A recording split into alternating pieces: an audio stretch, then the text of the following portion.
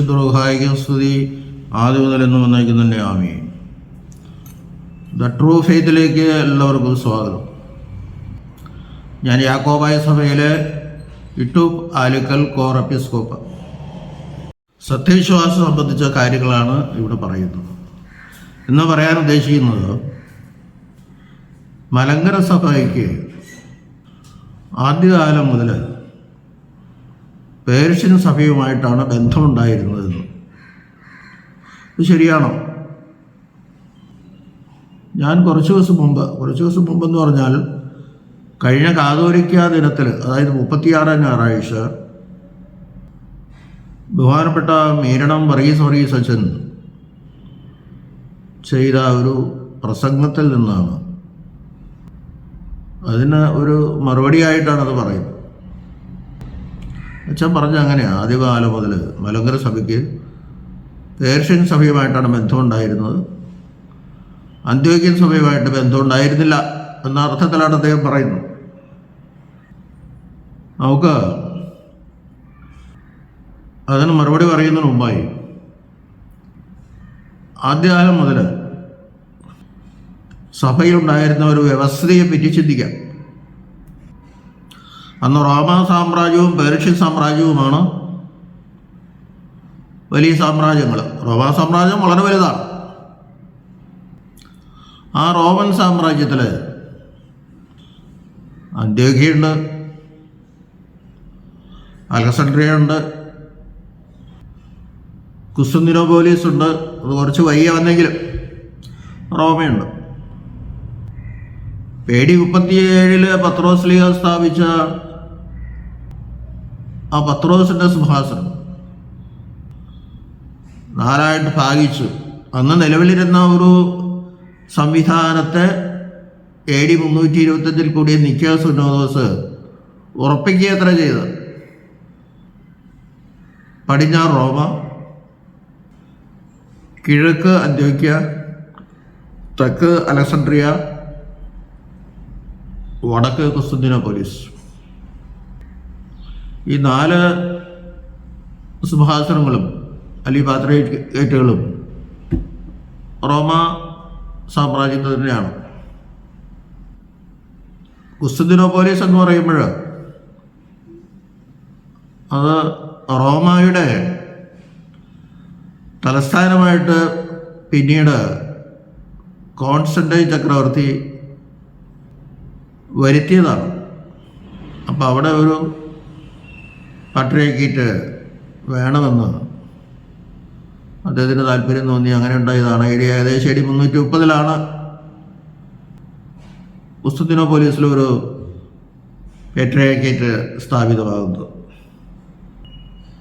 പിന്നെ പേർഷ്യൻ സാമ്രാജ്യത്തിൽ കിടക്കുകയാണ്. അപ്പോൾ ഈ കുസ്തുന്തിനോപോലിസ് ആ സ്ഥലത്തെ അല്ലെങ്കിൽ ആ സിംഹാസനം ബൈസന്റൈനായിരുന്നു. അത് കാലക്രമേണ കുസ്തുന്തിനോപോലിസ് എന്നാക്കിയതാണ്. ബൈസന്റൈൻ എന്നായിരുന്നു അതിൻ്റെ പേര്. കോൺസ്റ്റന്റൈൻ ചക്രവർത്തി അത് മാറ്റി കുസ്തുന്തിനോപോലിസ് ആക്കി. അതാണ് ഇപ്പോഴത്തെ ഇസ്താംബുൾ, നമുക്കറിയാം. അവിടെ ഉണ്ടായിരുന്ന സഭകളെ ചർച്ച് ഓഫ് ദി ഈസ്റ്റ് എന്നാണ് പറയുന്നത്. അത് മിക്കവാറും സ്വയം ശീർഷകത്വമുള്ള സഭകളാണ്. അല്ലാത്തതുകൊണ്ട് മിക്കവാറും കൂടുതലായിട്ട് സ്വയം ശീർഷകത്വമുള്ള സഭകളാണ് അതിൽ ഉണ്ടായിട്ടുള്ളത്. ഇപ്പോഴും അങ്ങനെയാണ്. ചിലത് ഇപ്പോഴും അങ്ങനെ അല്ലാത്ത സഭകളുമുണ്ട്. അപ്പോൾ അങ്ങനെ ഈ കുസ്തുന്തിനോപോലിസ് പ്രദേശത്തെ കിഴക്കെന്ന് പറയാം, റോമാക്ക് കിഴക്ക്. അതിനും കിഴക്കാണ് പേർഷ്യൻ സാമ്രാജ്യം. റോമയുടെ കിഴക്കേൻ്റെ കിഴക്കെന്ന് വേണ്ടി പറയാം. ആ പേർഷ്യൻ സാമ്രാജ്യത്തിലെ സഭകൾ അന്ത്യോക്യയുടെയും കിഴക്കൊക്കെയുടെയും അധികാരമുണ്ടായിരുന്ന പരിശുദ്ധ അന്ത്യോക്യ പാത്രിയാർക്കീസിൻ്റെ കീഴിലായിരുന്നു. ആദ്യമേ മനസ്സിലാക്കും. അച്ഛൻ പറഞ്ഞ വിശുദ്ധ തോമാശ്ലീഹയാണ് കേരളത്തിൽ അല്ലെങ്കിൽ അന്നത്തെ തിരുവിതാംകൂറിൽ ഏതെങ്കിലും ആവട്ടെ സുവിശേഷം പ്രചരിപ്പിച്ചത്. അത് ശരിയാണ്. മശിഹായിൽ നമ്മെ ജനിപ്പിച്ചു, പ്രാർത്ഥനാ കൂട്ടായ്മകൾ ഉണ്ടാക്കി. പേർഷ്യയിലും തോമാസ് ലീഹയാണ് സുവിശേഷം പ്രചരിപ്പിച്ചതെന്ന് അദ്ദേഹം പറയുന്നത്. അങ്ങനെ ആയിക്കോട്ടെ, ചിലപ്പോൾ തോമാസ് ലീഹയുടെ സഹോദരനായിരിക്കും, എങ്ങനെയെങ്കിലും ആകട്ടെ. അപ്പോൾ കേരളത്തിലെ മലങ്കര സഭയും പേർഷ്യയിലെ സഭയും പരസ്പരം ബന്ധത്തിലാണ് കഴിഞ്ഞത്. കാരണം പേർഷ്യയിലും തിരുവിതാംകൂറിലും അല്ലെങ്കിൽ കേരളത്തിലും അല്ലെങ്കിൽ മലങ്കരയിലും വിശുദ്ധ തോമാസ് ലീഹയാണ് സുവിശേഷം പ്രചരിപ്പിച്ചത്. സമ്മതിക്കാം. പക്ഷെ ഒന്ന് പറയണം, ഈ മലങ്കര സഭയിലോ പേർഷ്യ സഭയിലോ പരിശുദ്ധ തോമാസ് ലീഹ ഒരു മെത്രാപ്പൊലീത്തായെ വാഴിച്ചിട്ടില്ല. അത് വളരെ വ്യക്തമാണ്. മെത്രാപ്പൊലീത്ത ഇല്ലാതെ എങ്ങനെ സഭയാകുന്നത്? അപ്പം പേർഷ്യയിലെ സഭ പിന്നെ ഏതായിരുന്നു? അതിന് മുമ്പ് നമുക്ക് വേറൊന്ന് ചിന്തിക്കാം. ഞാൻ കേരളത്തിലേന്ന് പറയണേ, കേരളത്തിലെ സഭയിൽ മെത്രാപ്പൊലീത്ത ഉണ്ടായിരുന്നില്ല. തോമാസ് ലീഹയ്ക്ക് അതിന് അധികാരമില്ല. പത്രോസാണ് അതിൻ്റെ അധികാരം. തോമാസ് ലീഹയ്ക്ക് അറിയാം. ഒരുപക്ഷെ അദ്ദേഹം അവിടെയുള്ള ആളുകളോട് അന്ത്യോഖ്യയിൽ നിന്ന് മെത്രാപ്പൊലീത്തന്മാർ വരും നിങ്ങളുടെ അടുക്കലേക്ക് എന്ന് പറഞ്ഞിട്ടുണ്ടാകാം. ചിലപ്പോൾ വന്നിട്ടുണ്ടാകാം, അല്ലെങ്കിൽ വന്നിട്ടുണ്ടാവില്ല. ഏതായാലും വ്യക്തതയില്ല ആദ്യകാലം മുതൽ. എന്നാൽ 345 AD 345 ക്നായിത്തൊമ്മൻ്റെ നേതൃത്വത്തിൽ ഒരു മെത്രാനും 2 അച്ഛന്മാരും കൂടി 72 കുടുംബങ്ങളിൽ നിന്ന് 400ഓളം ആളുകൾ കപ്പലിൽ അവിടെ വന്നിറങ്ങി. അത് അവർ അന്ത്യോക്യ പാത്രിയർക്കീസിനാൽ അയക്കപ്പെട്ടവരായിരുന്നു. അന്നത്തെ അന്ത്യോക്യ പാത്രിയർക്കീസ് ആയിരുന്ന പരിശുദ്ധ ഒസ്താത്യോസ് ബാവായാൽ അയക്കപ്പെട്ടവരാണ്. അദ്ദേഹത്തിൻ്റെ അനുമതിയോടും കൽപ്പനയോടും കൂടിയാണ് ഈ ക്നാനായ സഭ ഇവിടെ വരുന്നത്. ക്നാനായ സഭ അന്ന് മുതൽ ഇന്ന് വരെയും പരിശുദ്ധ അന്ത്യോക്യ പാത്രിയർക്കീസിന് കീഴിലാണ്. ഇപ്പോൾ ചില അഭിപ്രായ വ്യത്യാസങ്ങളുണ്ട്, അത് ഞാൻ മറക്കുന്നില്ല. അത് തീരാവുന്നതേ ഉള്ളൂ. തീർന്നില്ലെങ്കിൽ പ്രശ്നം ബുദ്ധിമുട്ട് അവർക്ക് തന്നെയാണ്. അവർക്ക് ചിന്തിച്ചാൽ മനസ്സിലാവും. അവർ ഓർത്തഡോക്സ് സഭയുമായിട്ടോ അല്ലെങ്കിൽ വേറെ ഏതെങ്കിലും ഒരു സഭയുമായിട്ടോ യോജിച്ചാൽ 2-3 കൊല്ലത്തിനകം തീർച്ചയായിട്ടും അവരുടെ വംശീയത്വം നിലനിർത്താൻ സാധിക്കാതെ വരും. അത് നശിച്ചു ഇല്ലാതാവും. അവരുടെ സ്വത്വവും ഐഡൻറ്റിറ്റിയും ഇന്നും പാലിക്കപ്പെടുന്നത് പരിശുദ്ധ അന്ത്യോക്യ സിംഹാസനത്തിന് കീഴിൽ നിൽക്കുന്നത് കൊണ്ടാണ്. നമ്മൾ ഒറ്റക്കെട്ടാണ് എന്ന് പറഞ്ഞുകൊണ്ടൊന്നും കാര്യമില്ല. അൽമായകർ ഒറ്റക്കെട്ടായിരുന്നതുകൊണ്ടൊന്നും സഭ തുടർന്നു പോകാൻ സാധിക്കില്ല. ഒരു മെത്രാപ്പൊലീത്ത വേണ്ടേ? അല്ലാതെ എങ്ങനെ സഭയുണ്ടാകും? സമാധാനത്തിൽ വന്നതാണ്. അപ്പോഴും പിന്നെയും പ്രശ്നങ്ങൾ രൂക്ഷമാകുകയാണ്. പാത്രിയർക്കീസിൻ്റെ പരിപ്പൊന്നും ഈ വെള്ളത്തിൽ വേവില്ല എന്നൊക്കെ പറഞ്ഞു. പിന്നെ വെല്ലുവിളികൾ നടത്തുകയാണ്. അത് ശരിയായ നടപടിയല്ല. ഒരു സമാധാന അന്തരീക്ഷം വരുമ്പോൾ, ചർച്ചയ്ക്ക് വരുമ്പോഴൊക്കെ അതിനോട് യോജിച്ചു പോകുന്ന രീതിയിലുള്ള കാര്യങ്ങൾ നമ്മൾ പറയണം. അങ്ങോട്ടും ഇങ്ങോട്ടും വെല്ലുവിളി നടത്തിയിട്ടെന്താ കാര്യം? അതാണ് പിന്നെയും രംഗം വഷളായി വരികയാണ്. പോട്ടെ, ഞാൻ അതിനെപ്പറ്റി പറയാൻ ഉദ്ദേശിക്കുന്നില്ല. എങ്ങനെയായാലും ക്നായിത്തൊമ്മയുടെ നേതൃത്വത്തിൽ ഇവിടെ വന്നു. അന്ന് കേരളത്തിലുണ്ടായിരുന്ന ക്രിസ്ത്യാനികൾ അല്ലെങ്കിൽ നസ്രാണികൾ അന്ത്യോക്യ പാത്രിയർക്കീസിനാൽ അയക്കപ്പെട്ട മെത്രാപ്പൊലീത്ത എന്ന് പട്ടത്തെ സ്വീകരിച്ചു. അത് മനസ്സിലാക്കണം. അങ്ങനെ ആ സഭ അവിടെ വളർന്നു വന്ന് ക്നാനായക്കാരുടെ സ്വത്തും ഐഡന്റിറ്റി കാത്തു സൂക്ഷിച്ച് തെക്ക് ഭാഗത്ത് കഴിച്ചോട്ടെ. ഇവർക്ക് വടക്കോ കിഴക്കോ പടിഞ്ഞാറോ എവിടെയെങ്കിലും രാജാവ് സ്ഥലം അനുവദിക്കാതിരിക്കില്ല. കാരണം ക്നായിത്തൊമ്മാൻ്റെ സ്വാധീനം അത്രയ്ക്ക് ഉണ്ടായിരുന്നല്ലോ. അങ്ങനെ ആ സഭ കഴിഞ്ഞു വരികയാണ്. പേർഷ്യയിൽ നിന്ന് ഇവിടെ മെത്രാപ്പൊലിത്തന്മാർ വന്നു എന്ന് പറഞ്ഞാൽ വന്നിട്ടുണ്ടെങ്കിൽ പേർഷ്യ എന്ന പരിശുദ്ധ അന്ത്യോക്യ സിംഹാസനത്തിന് കീഴിലാണ് പരിശുദ്ധ പാത്രിയർക്കീസ് ബാവ അയച്ച മെത്രാന്മാർ ആയിട്ട് മലങ്കര സഭയ്ക്ക് ബന്ധമുണ്ടായിരിക്കുക. കാരണം രണ്ടും സഭ ഒന്ന് തന്നെയാണ്. അന്ത്യോക്യ പാത്രിയർക്കീസിന്റെ കീഴിലാണ്, വേറെ ഇവിടെ ഒരു സഭയില്ല അവിടെ. അതാച്ചെന്ന് സ്വയം മറച്ചു പിടിക്കണം. അങ്ങനെ സഭ ഇവിടെ വളർന്നു വരികയാണ്. പേർഷ്യയിൽ നിന്നും മെത്രാന്മാർ വരാതിരിക്കുക ചെയ്യട്ടെ. ഇവിടെ ക്രായത്തന്മാരുടെ നേതൃത്വത്തിൽ വന്ന മെത്രാപ്പോലീത്ത ഇന്ന് പട്ടത്ത് സ്വീകരിച്ചിട്ടുണ്ട് അവർ. അങ്ങനെ ഇരിക്കുകയാണ് AD 822 രണ്ടാം സിറിയൻ കുടിയേറ്റം.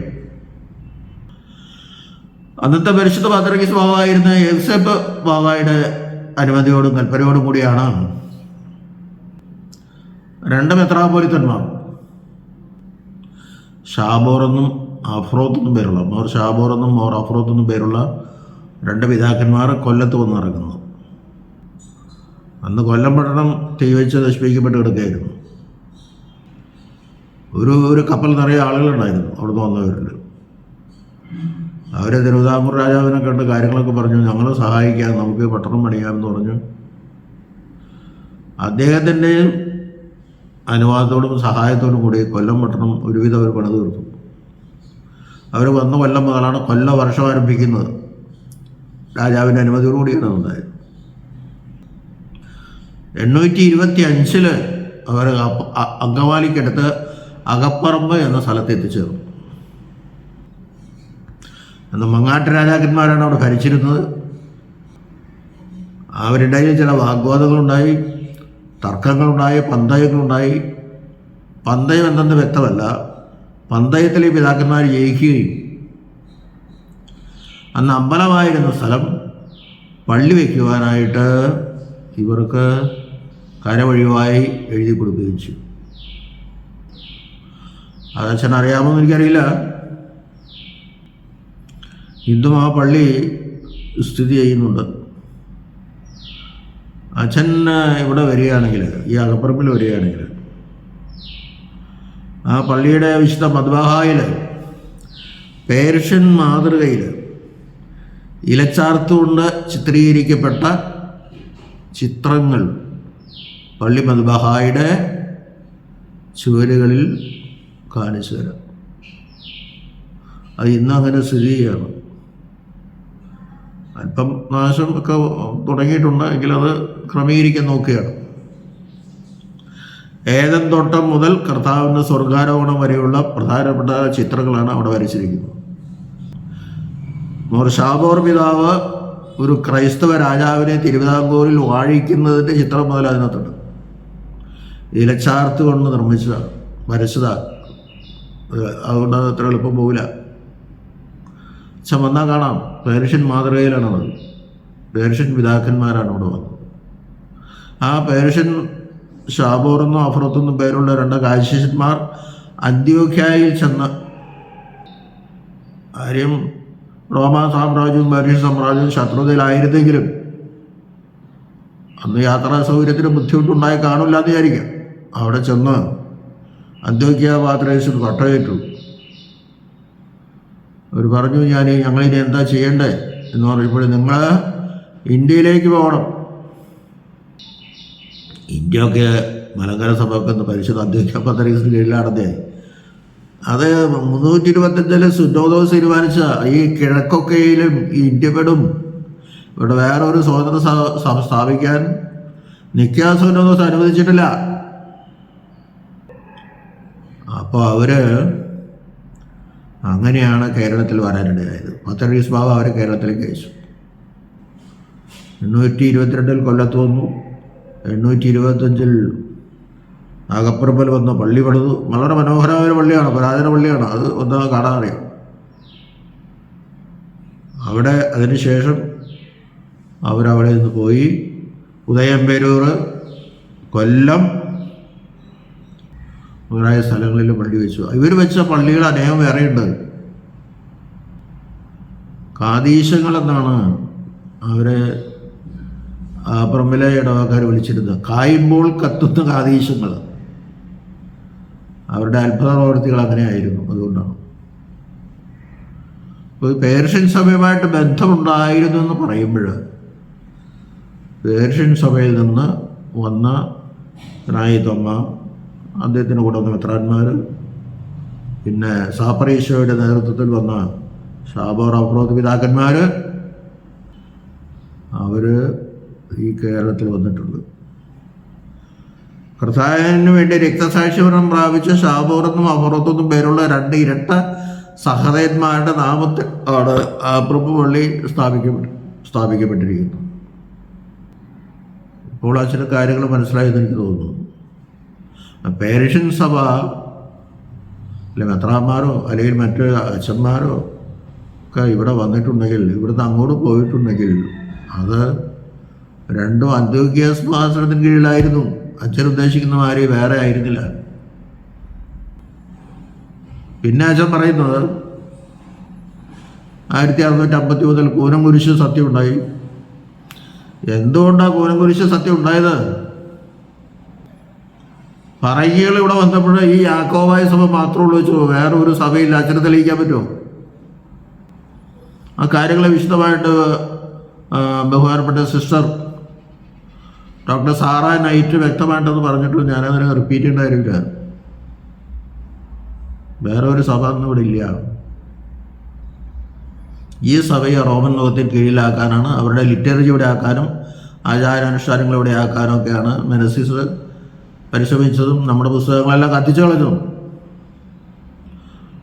ഇവിടെ നാഗപ്പറമ്പിൽ നിന്നും അങ്കമാലിയിൽ നിന്നൊക്കെ ആളുകൾ പോയിരുന്നു അവിടെ ഈ അവിടുത്തെ ആ സുന്നോദോസ് സംബന്ധിക്കാൻ.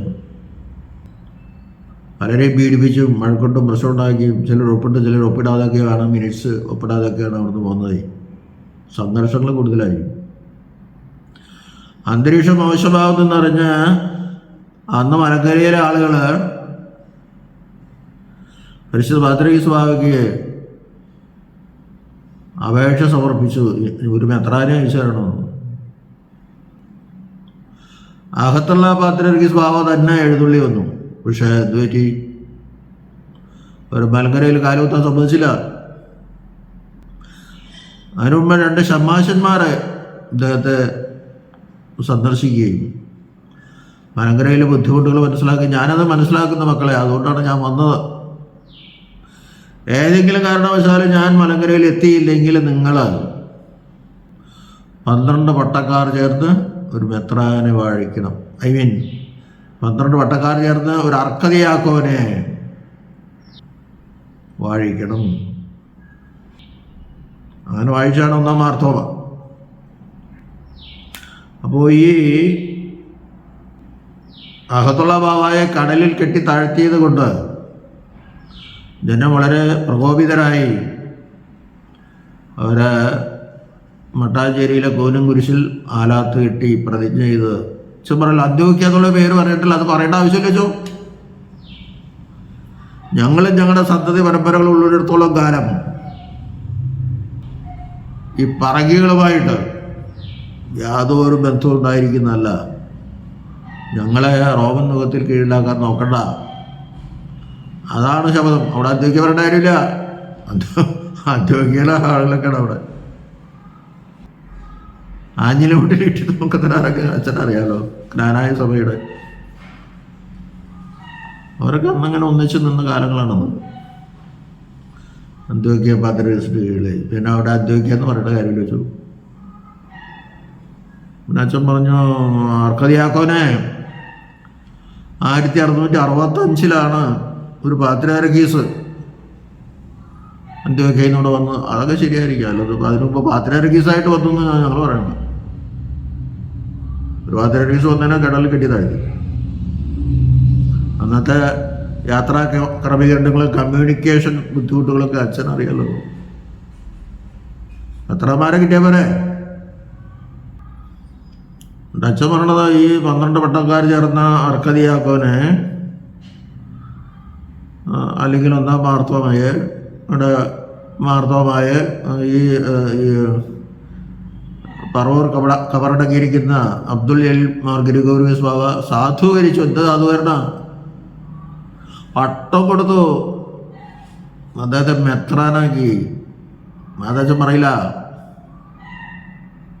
അല്ലാണ്ട് എന്ത് സാധുവാരുടെ അവിടെ വല്ല സർട്ടിഫിക്കറ്റ് എഴുതി കൊടുത്തോ, ഞാൻ നിങ്ങളെ അംഗീകരിച്ചിരിക്കുന്നു? പോരാ, പട്ടത്തും കൊടുത്ത് മെത്രാനാക്കി. അതാണ് ഒന്നാം മാർത്തോമ. അദ്ദേഹം കബറടക്കിയിരിക്കുന്നത് എവിടെയാ നോക്ക്? അങ്കമാലി പള്ളിയിലാ. അങ്കമാലി പള്ളി അന്ന് ഒരു IOC അവിടെ ഇല്ല. അങ്കമാലി അപ്പുറം അങ്ങനെ അന്ന് IOC ഇല്ലച്ചോ, അങ്ങനെ ഒരു സഭ ഇല്ലച്ചോ. പിന്നെങ്ങനെ മലങ്കര സഭ മലങ്കര ഓർത്തഡോക്സ് സഭ എന്നൊക്കെ പറഞ്ഞിട്ടുണ്ട്. നിങ്ങൾക്ക് തെക്ക് വടക്കും പടിഞ്ഞാറും കിഴക്കൊന്നും ഒരു മുൻഗാമിയില്ല, ഒരു സഭയില്ല, പിന്നെ പൗരസ്ത്യ കാതോലിക്ക എന്ന് പറഞ്ഞിടുക. അതുകൊണ്ട് പേർഷ്യൻ സഭയും മലങ്കര സഭയുമായി ബന്ധപ്പെട്ടെങ്കിൽ അത് ഒരു സഭ തന്നെയാണ്. പിന്നെ അച്ഛനെ യാക്കോബ് പ്രധാനയെ പറ്റിയൊക്കെ പറഞ്ഞു. യാക്കോബ് പ്രധാനയുടെ പേരൊക്കെ പിന്നെ വന്നതൊക്കെ എന്തിനാ ചോദ്യം പറഞ്ഞു. AD 451 കൂടിയ കൽക്കീദോസ് സുന്നഹദോസിനെതിരായിട്ട്, കൽക്കീദോസ് സുന്നഹദോസ് എന്താ പറഞ്ഞ്, യേശുവിൽ ഒരാളത്തും 2 സ്വഭാവം ഉണ്ടെന്ന് അവർ പഠിപ്പിച്ചത്.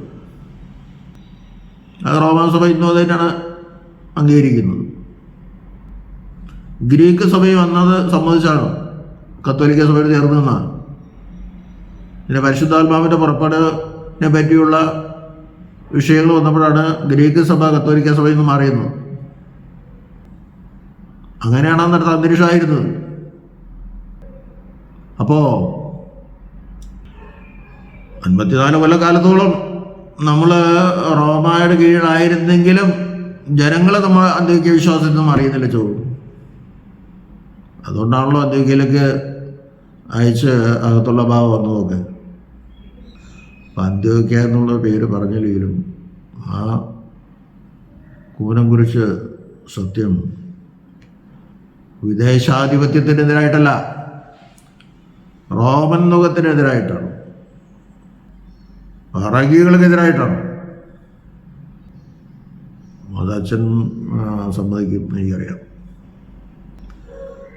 ബഹുമാനയുടെ MO ജോണച്ചൻ അദ്ദേഹത്തിൻ്റെ തനതായ ശൈലി കൊണ്ടും പ്രസംഗം കൊണ്ടും വാക്കുകൾ ഉപയോഗിക്കുന്നതിനൊക്കെ വളരെ മിടുക്കനാണ്. അതിപ്പോൾ മീനയുടെ അച്ഛനും മോശമൊന്നുമില്ല, പക്ഷേ അത് കള്ളക്കസർത്താണ്. മീനയുടെ അച്ഛൻ പറയുന്നത് 99% കള്ളക്കസർത്താണ്. എനിക്ക് സഹോദരങ്ങളെ നിങ്ങൾ അറിയണമെന്നൊക്കെ പറയുന്നത് എന്തറിയാനാ? ഈ കേൾക്കുന്ന അച്ഛന്മാർ വലിയച്ഛന്മാർക്കൊക്കെ ഈ ചരിത്രം അറിയിച്ചു, അച്ഛനക്കായി കൊള്ളായിട്ട് അവരറിയാം. അപ്പോൾ ഈ MO ജോണച്ചൻ്റെ ഒരു ഗുണം എന്താണെന്ന് വെച്ചിട്ട് ആദ്യം അദ്ദേഹം സത്യമൊക്കെ പറയും. പറഞ്ഞു അവസാനം 1912 കാതോലിക്കയിൽ സ്ഥാപിച്ചു എന്ന് പറയും. അവിടെ മുടക്കപ്പെട്ട പാത്രേരിസ് എന്നുള്ള വാക്ക് ഉപയോഗിക്കില്ല. ഇപ്പം അതിനായിട്ട് കൂടുതൽ ഞാൻ പറയുന്നില്ല, എനിക്ക് ഇത്ര കാര്യങ്ങൾ പറയേണ്ട ആവശ്യമുണ്ടായിരുന്നു. ഇപ്പം ജോണച്ചന് സത്യസന്ധനാണ് ആള്, പക്ഷേ അവസാനം വരെ വെള്ളം കോരി അവസാനം കൊടോടയ്ക്കും അവിടുന്ന് ട്വിസ്റ്റ് ചെയ്തു പോകും. 1876 പരിശുദ്ധ പത്രോസ് തൃതീയ മാതൃക സ്വഭാവം എന്ന കാര്യങ്ങൾ പറഞ്ഞപ്പോഴും ഇത് തന്നെയായിരുന്നു. അതൊക്കെ ഉള്ള സത്യം പറയും. അവസാനം വരുമ്പോൾ ട്വിസ്റ്റ് ചെയ്തു. എന്തുകൊണ്ടാണ്? അല്ലെങ്കിൽ മലങ്കര സഭയിൽ അദ്ദേഹത്തെ നിൽക്കാൻ പറ്റില്ല, അവർ ഡിസ്കമ്മ്യൂണിക്കേറ്റ് ചെയ്യും, പുറത്താകും. ആ പേടിച്ചിട്ട് അച്ഛൻ പാവം ജോണച്ചൻ എന്തിനാ അച്ഛൻ വീർപ്പോട്ട് അവിടെ കഴിയുന്നത്? ഇങ്ങോട്ട് പോരെ, സത്യസഭയിലേക്ക് വായിച്ചോ. അച്ഛന് ഉത്തമ ബോധ്യമുണ്ടല്ലോ ഈ സഭ ശരിയല്ലെന്ന്. മലങ്കര ഓർത്തഡോക്സ് സഭ ശരിയല്ല. ഓർത്തഡോക്സ് സുറിയാനി പിന്നെ ചേർത്തു. ഞാൻ പറഞ്ഞു വന്നതാ, യാക്കോബ് പ്രധാന അന്നത്തെ പരിശുദ്ധ അന്ത്യോക്യ പത്രോസ് ആയിരുന്ന മോർ സേവ്യറോസ് പിതാവ് പിന്നെ അന്ത്യോക്യ വിടേണ്ടി വന്നു. ഈ ഒരൊറ്റ കാര്യത്തിലാണ് 451 കൽക്കീദോസ് സുന്നഹദോസിന് എതിരായിട്ട് പറഞ്ഞതിനാ. മിശിഹായിൽ ഒരാളത്തോ ഒരു സ്വഭാവമേ ഉള്ളൂ എന്ന് പറഞ്ഞതിനാണ്. മിശിഹായിൽ ദൈവത്വവും മനുഷ്യത്വവും ഒരിക്കലും യോജിക്കാത്ത വിധം, ഒരിക്കലും വിഭജിക്കാത്ത വിധം യോജിച്ചിരിക്കുന്നു, ഒരിക്കലും വേർതിരിയില്ല. അത് പഠിപ്പിച്ചതിനാണ് അദ്ദേഹത്തെ അവിടുന്ന് നാടുകടത്താൻ നോക്കിയതും നാവ് മുറിച്ചു കളയും എന്നൊക്കെ പറഞ്ഞു. അങ്ങനെ അദ്ദേഹം അവിടുന്ന് പോകേണ്ടി വന്നു. ആ സമയത്താണ് യാക്കോബ് പ്രധാന വരുന്നത്. ഏകദേശം അറിയാലോ 6-ാം നൂറ്റാണ്ടിൻ്റെ അടുത്ത് അദ്ദേഹം അലക്സാന്ദ്രിയയിൽ പോയി പട്ടമിട്ടിട്ടുണ്ട്. കാരണം അന്ന് സിറിയക് ഓർത്തഡോക്സ് സഭയും കോപ്റ്റിക് അല്ലെങ്കിൽ അലക്സാണ്ട്രിയ ഓർത്തഡോക്സ് സഭയും അർമേനിയൻ ഓർത്തഡോക്സ് സഭയും കൂടി ഏക സഭയായിട്ടാണ് നിലനിൽക്കുന്നത്. അതാണ് വിശ്വാസ പ്രമാണത്തിൽ പറയുന്ന ഏകസഭ. അതാണ് കാതോലികം. അല്ലാണ്ട് ഇവിടുത്തെ ഒരു സഭയുടെ മലങ്കരയിലെ കുറച്ച് ആളുകൾ ആസ്ട്രേലിയയിൽ താമസിക്കുന്നുണ്ട്, കുറേ പേര് അമേരിക്കയിലുണ്ട്. അതുകൊണ്ട് സഭ സാർവത്രികമാണെന്ന് അവിടുത്തെ ചില തിരുമേനിമാരൊക്കെ പറഞ്ഞു. ഞാനത് മറുപടി പറയാൻ പോയില്ല. അല്ല അർത്ഥമുണ്ടോ? അതാണോ കാതോലികം എന്ന് വെച്ചാൽ അർത്ഥം? യൂണിവേഴ്സൽ എന്ന് വരുമ്പോൾ അങ്ങനെയാണോ? ഈ 3 സഭകൾ ഇന്നും അന്നും ഈ അന്ത്യോക്യ സിംഹാസനത്തിന് കീഴിൽ നിന്ന് അതിൻ്റെ തീരുമാനങ്ങളിൽ നിന്ന് ഒട്ടും വ്യതിചലിക്കില്ല. പേർഷ്യൻ സഭ മുഴുവൻ ഓറിയന്റൽ ഓർത്തഡോക്സ് സഭയാണെന്ന് പറഞ്ഞാലൊന്നും കാര്യമില്ല വെച്ചു. ഓറിയന്റൽ ഓർത്തഡോക്സ് സഭയിലേക്ക് ആദ്യം വേണ്ടത് നിക്യ, കുസ്തന്തിനോപ്പോലിസ്, എഫേസോസ് എന്നീ 3 സിനോദോസുകളിലെ തീരുമാനങ്ങൾ മുഴുവൻ അംഗീകരിക്കണം. അല്ലാതെ ഓറിയന്റൽ ഓർത്തഡോക്സ് സഭയാകില്ല. ഞാനൊരു കാര്യം കേട്ടോ, ഫോട്ടോ എടുത്തേക്കാൻ വെറുതെ. ഈയിടെ ഫ്രാൻസിസ് മാർപ്പാപ്പായ അദ്ദേഹം കാലം ചെയ്യുന്നതിന് മുമ്പ് അദ്ദേഹത്തെ സന്ദർശിക്കാൻ പോയപ്പോൾ സഭാ തലവന്മാർ പോയ കൂട്ടത്തിൽ മലങ്കര സഭയുടെ തലവരൊന്നും അവിടെ കണ്ടില്ലല്ലോ. അവർ വിളിച്ചിട്ടില്ല. ആ ഫോട്ടോയിലൊന്നും കണ്ടില്ല, മനോരമയിലിട്ടുണ്ടായിരുന്നു. അത് ഞാൻ ഡേറ്റ് ഓർക്കുന്നുണ്ട്. കോപ്റ്റിക് സഭയിലെയും അർമേനിയൻ സഭയിലെയും സിറിയക് ഓർത്തഡോക്സ് സഭയിലെയും മറ്റ് 1-2 സഭകളിലെയും തലവന്മാരുണ്ടായിരുന്നു അവിടെ.